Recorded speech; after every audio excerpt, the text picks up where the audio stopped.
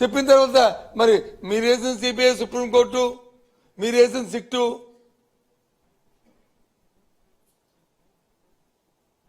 ఇచ్చిన ఫైండింగ్ల మీద మీకు నమ్మకం లేకపోతే అంటే వ్యవస్థ మీద మీకు నమ్మకం లేదు అంటే చంద్రబాబు నాయుడు ఏది చెప్తే ఏ జువా అని వెంటనే అది చేయాలా? ఇదే ప్రజాస్వామ్యం అనుకుంటున్నారా? మీరు జాగీరం అనుకుంటున్నారా ఈ ప్రభుత్వం అంటే?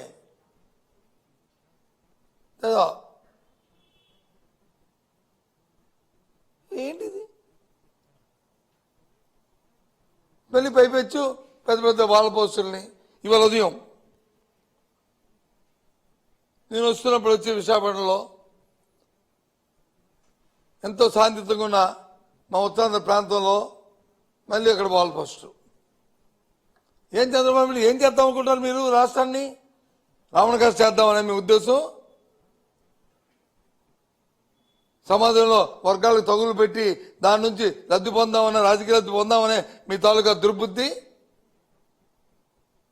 దానికి వచ్చి ఉత్తరస్పడుతున్న ఎన్డీఏలో ఉన్న జనసేన, భారతీయ జనతా పార్టీ నాయకులు ఎందుకు మీరు మాట్లాడట్లేదు? తప్పు ఎందుకు చెప్పట్లేదు? అధికారం మీదే కదా. ఒకవేళ తప్పు జరిగితే తప్పు తెలివి తీసుకోండి.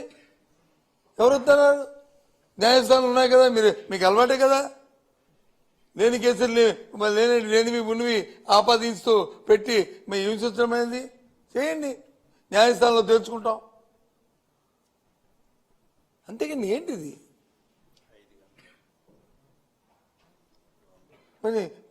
మంచి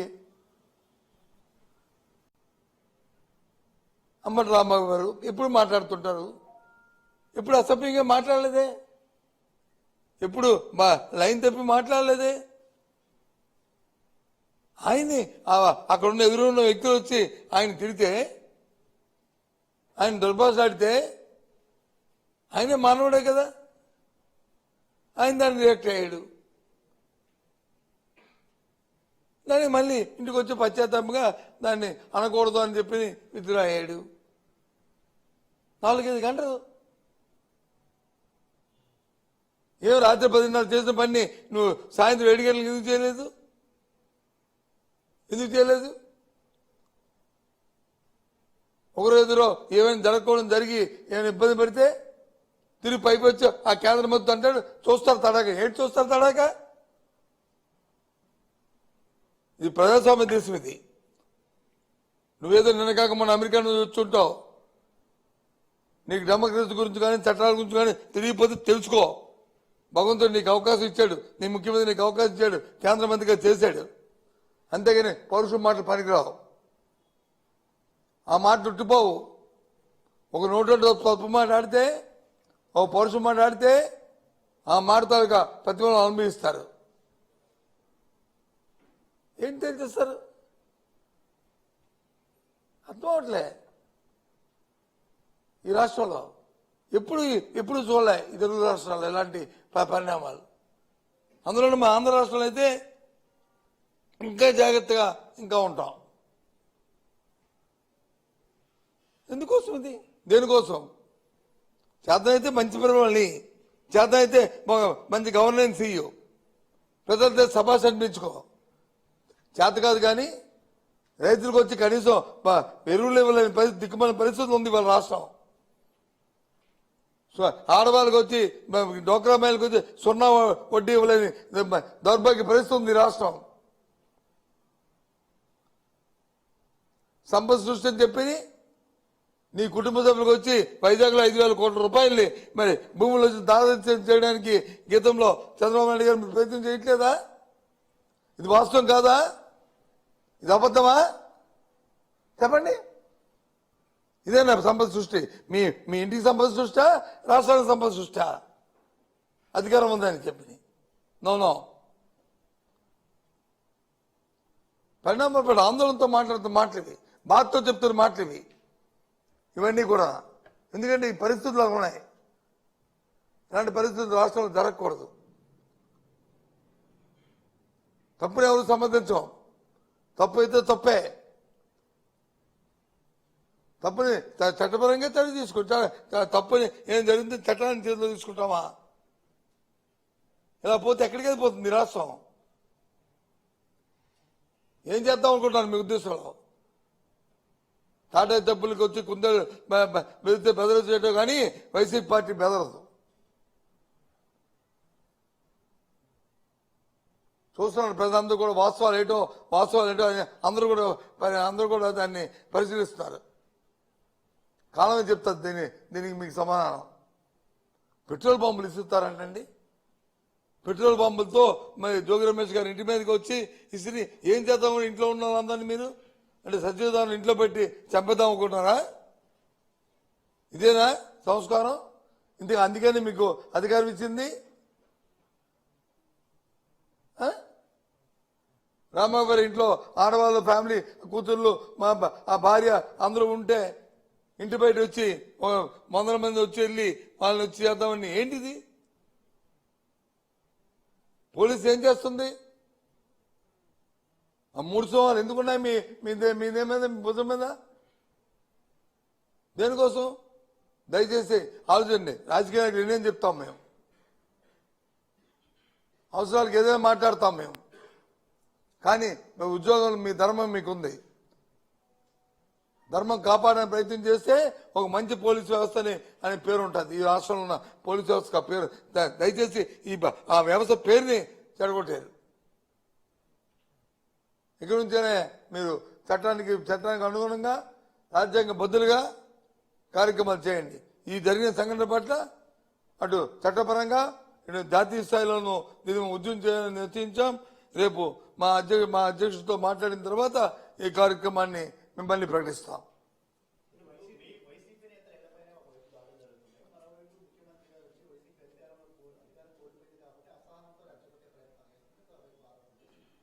మేము ఎందుకని రెచ్చగొడతాము? దేనికి రెచ్చగొడతాం? బాంబులు ఇస్తామని మేమే రెచ్చగొట్టాం. పెట్రోల్ బాంబులు ఇస్తామని మేమే రెచ్చగొట్టాం. ఏంటి? దేనికి? పెట్రోల్ బాంబులు ఇస్తామని మేము రెచ్చగొట్టామా?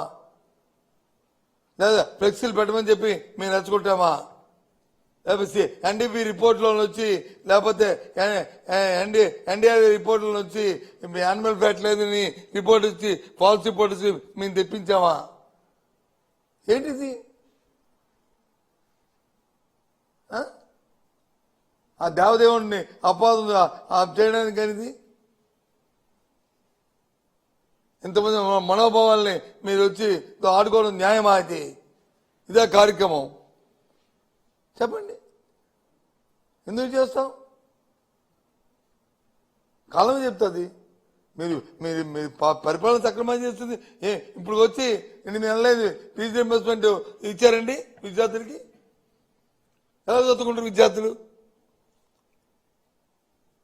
దగ్గర 8 వాయిదాలు అయింది. మీరు ఏది మన ఆరోగ్యశ్రీ ఇచ్చారండి. ఏ విధంగా పేదవాడు వచ్చి వైద్యం చేసుకుంటాడు? చెప్పండి. చిన్న చిన్న విషయాలను వచ్చి మీరు పెట్టగంట ప్రజలు వచ్చి పాప ఇబ్బంది పడుతుంటే 5,000 నోట్లోకి వెళ్ళడానికి పేదవాడు వచ్చి కష్టపడుతుంటే ఒక పక్క వచ్చి పరిపాలన గాలి కుదిసి ఇవాళ వచ్చి ఏంటిది?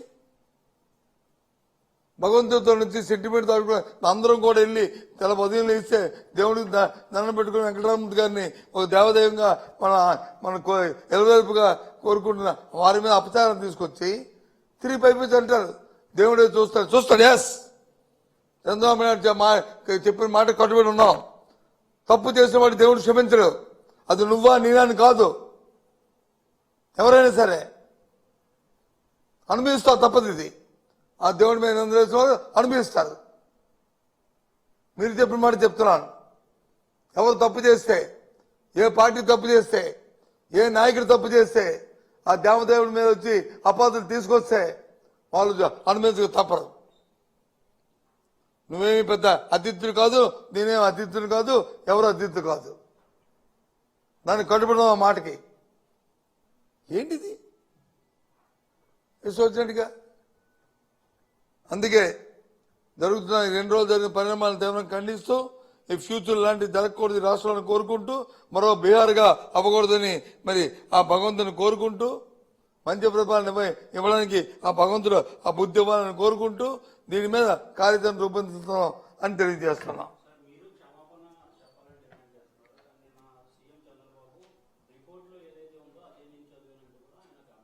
నేను అదే కదా చెప్తున్నాను. అయితే రిపోర్ట్ తప్పని రిపోర్ట్ బహిర్గతం చేసి మన తప్పే ఉంది. ఏదైతే కోర్టులో వచ్చి సిబిఐ సిట్ పెట్టిందో అది రిపోర్ట్ని పెట్టి మనం జనం చూసి చదువుతారు. కోర్టుకి ఇచ్చారు కదా. మరి రిపోర్ట్లో తప్పు లేకపోతే రిపోర్ట్ని మీరు అంగీకరించకపోతే ఈవోని ఎందుకు ట్రాన్స్ఫర్ చేశారు? ఈవోని ట్రాన్స్ఫర్ చేశారు కదా అంటే అర్థం ఏంటి?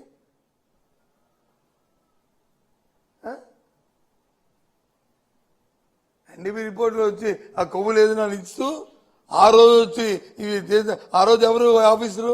మరి ఆఫీసర్ రెండోసారి ఎందుకు వేస్తావు? నువ్వు సీనియర్ కదా, ఎందుకు ఇవ్వాల్సి వచ్చింది ఉద్యోగం? ఇప్పుడు మేమంటే నువ్వు వేసిన ఉద్యోగస్తులు ఏదో మంచోడు అమాయకంగా మాకు తెలియక నువ్వేదో సీనియర్ కదా మంచి ఆఫీసర్ కూడా మేము కంటిన్యూ చేస్తాము మాకు తెలియక. మరి రెండోసారి నువ్వు వేసావు కదా, అప్పటికే కాంట్రవర్సీ ఉంది కదా. అంటే ఏంటి లాలెన్సీ? ఎవరికి చిన్నపిల్లలకి అడ్మినిస్ట్రేషన్ తెలియదని నువ్వు మాట్లాడతావు. మాకు తెలియదు అడ్మినిస్ట్రేషన్ ఏంటిది?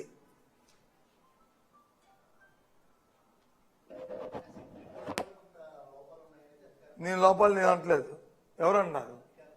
అధికార పార్టీ అంటున్నారంటే అంటే అది అది అధికార అంటే వాళ్ళ అధికారులు వాళ్ళకు ఉన్నారని, వాళ్ళు వేసిన అధికారులు వాళ్ళకు ఉన్నారని వాళ్ళదే తప్పు అంటే ఎవరి మీద నమ్మకం? ఒక పని చేయమనండి, సిట్ అధికారులు లోపాలు ఉన్నాయనుకుంటే చంద్రబాబు నాయుడిని, లోకేష్ ని, పవన్ కళ్యాణ్ని, లేకపోతే భారతీయ జనతా పార్టీ ఎవరు ఉంటారో వాళ్ళని నలుగురు కలిపి సిట్ కింద తయారైపోండి, సరిపోద్ది.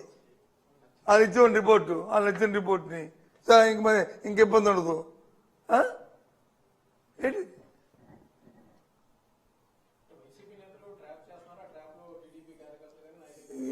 మెయిన్ ట్రాప్ ఏంటండి?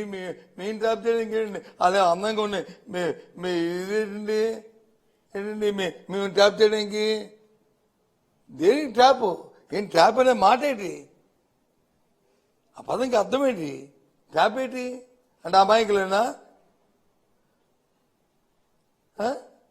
లేకపోతే అందగతిలాగా ఉండి మంచి వాళ్ళ భర్త నాట్యం ఎక్కువ చేస్తారు కాబట్టి వాళ్ళని ఏంటి ట్రాప్? What is that? ఏంటి మీరు అడుగుతున్న కూర్చొని నాకేం అర్థం అవ్వలే. సరే శాంతి భద్రతల విషయంలో గొడవ సృష్టించడానికి ఫ్లెక్సీ ఎవరు కట్టారు? ఫ్లెక్సీలో పేరుండాలా? లేదు. మా నాయకుడిని మమ్మల్ని అవమానపరిచే రీతిలో ఫ్లెక్సీ ఉంది. పోలీసు ఏం చేయాలా? దీనివల్ల శాంతి భద్రతకి ఇబ్బంది వస్తుందో ఆపలేదు. సరే వచ్చింది. ఆ తర్వాత ఎవరితో అయింది గొడవ? మేము గొడవ సృష్టించాం. ఇవాళ వైజాగ్లో కట్టారు, మేమే కట్టాం. మేము వైజాగ్ను అంత శాంతియుతంగా ఉంటున్న ఆ ప్రదేశంలో పెట్టాం. చెప్పండి, ఇది ధర్మా? చెప్పండి.